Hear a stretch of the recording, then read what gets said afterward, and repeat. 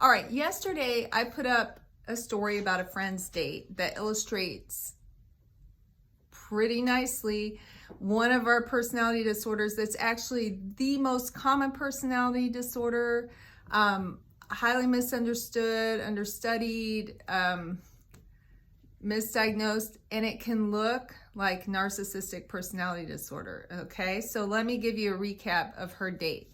All right, so remember she shared a belief she had, and he shot it down and became argumentative and antagonistic towards her.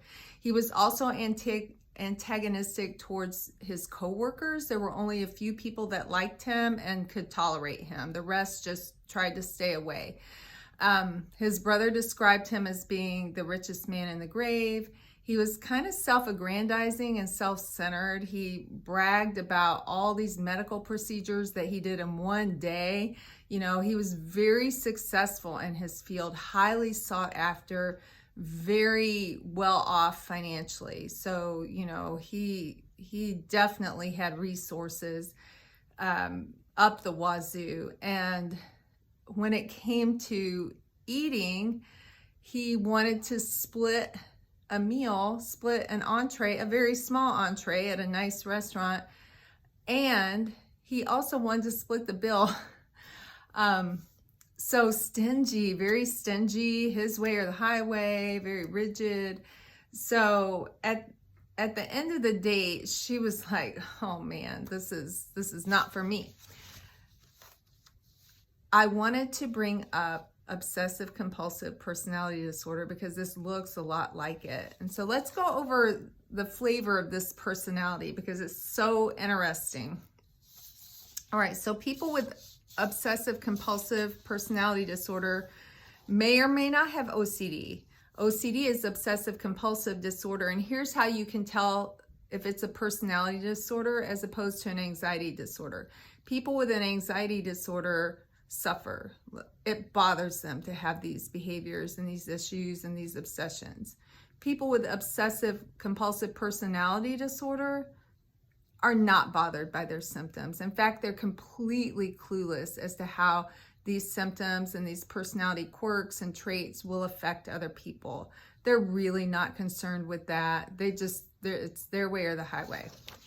So, people with an obsessional personality, you know, like the disorder, are kind of locked in their own cage of fixation about what's wrong and what's right, and so they can't compromise.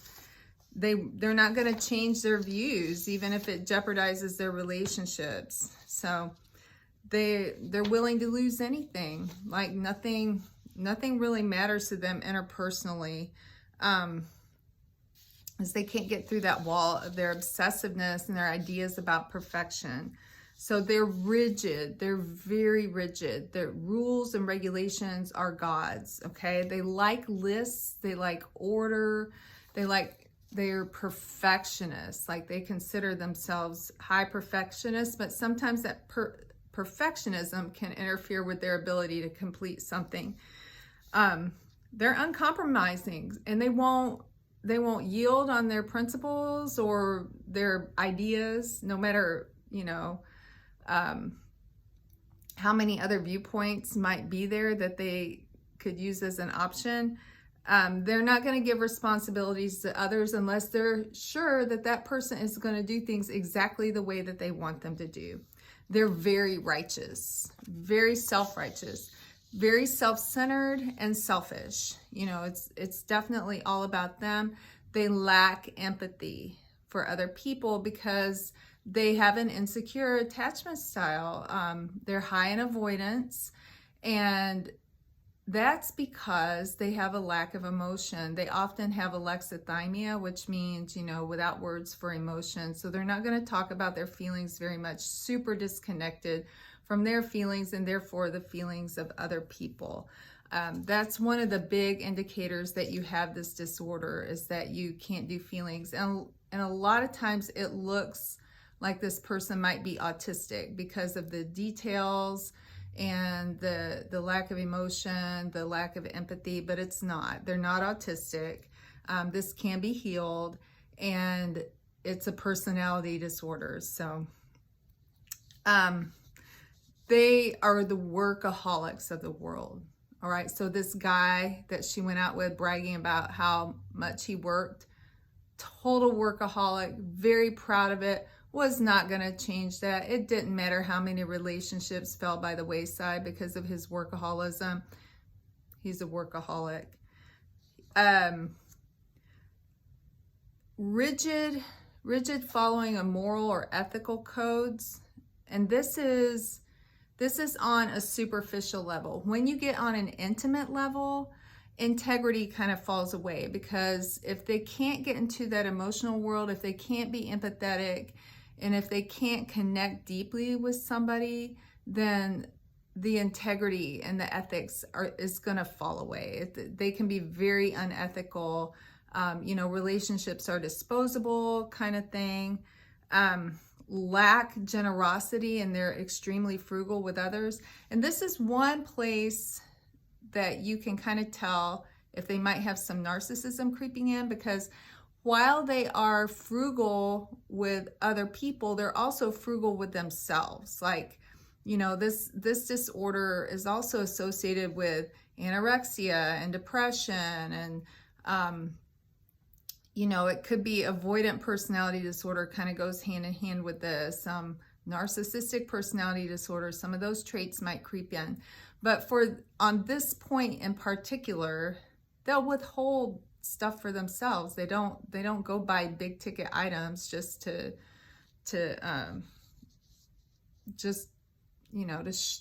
for show. People with narcissistic personality disorder will.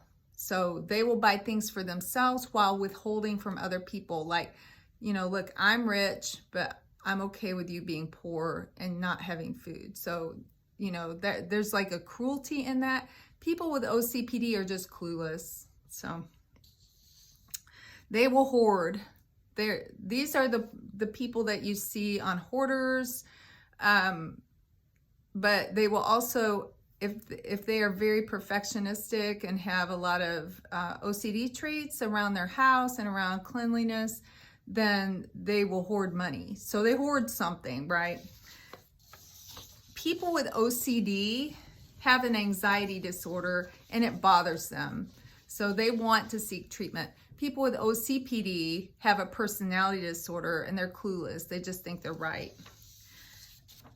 People with OCPD grew up in families where this kind of behavior was rewarded. So they had emotionally neglectful parents, emotionally withholding, not warm, very strict, controlling, overbearing, and punishing. Very, very critical parents. So people with OCPD can be some of the more wounded people in the personality disorder world. And remember, this is a personality injury caused by attachments in toddlerhood, really babyhood and toddlerhood. So it's way before personalities started forming. So people can, on the surface with OCPD, can appear to be very successful. They can even appear to be warm or funny, confident and high achieving, but underneath there's a big insecurity and big lack of self-esteem, actually. So they're kind of in this cage of their own fixation. It's like they're circling the wound. That's where their selfishness comes from. They're unable to change their views, and they destroy their relationships because of their withholding, being a workaholic, and also they're willing to lose anything. It seems like they don't care unless it jeopardizes their view of perfection. So they can be very demanding about their relationships. They have a low threshold for hurt and humiliation, and they will hold grudges for a very long time. They'll hold that story that, you hurt me, and that's the end of it. Only their perception and their method is the correct way. They judge everyone by their standards. So there's no room for what anybody else thinks. So these are all social deficits, and they can hurt relationships. They're anti-relationships. And again, like I said, people with OCPD can get treatment so that they can get to the bottom of some of those insecurities and find out what it is that's keeping that going. Some fascinating, interesting facts about OCPD. OCPD is associated with alexithymia, which is an inability to speak emotions. There's a book out about people with OCPD who basically helped build our nation, people like Steve Jobs. And, you know, going way back. People with OCPD, there was one study done that showed that people with, let me think. There's a disease that people can have when Parkinson's disease. It's called a Parkinson's personality. Well, 40% of people with Parkinson's disease have obsessive compulsive personality disorder. So there's a physical link in this too. So yeah, and it's the most common personality disorder. People with OCPD are not likely to get treatment. I've seen it before, not personally, but I've seen people with OCPD go seek treatment. And ironically, if a person with OCPD can turn all that wonderful morality and having ethics and the perfectionism and that drive to do better, if they can turn that towards learning about relationships, getting some self-awareness, getting into psychological science and learning about themselves through therapy, through some spiritual work, they might actually be an asset to relationships, because if you have somebody that's that committed and working that hard, then you know, there's nothing you can't do. But if you're expected to be perfect and above reproach and to do everything someone else's way, it's not going to be very good for your relationship, sadly. So I hope this helps. OCPD, have a great day.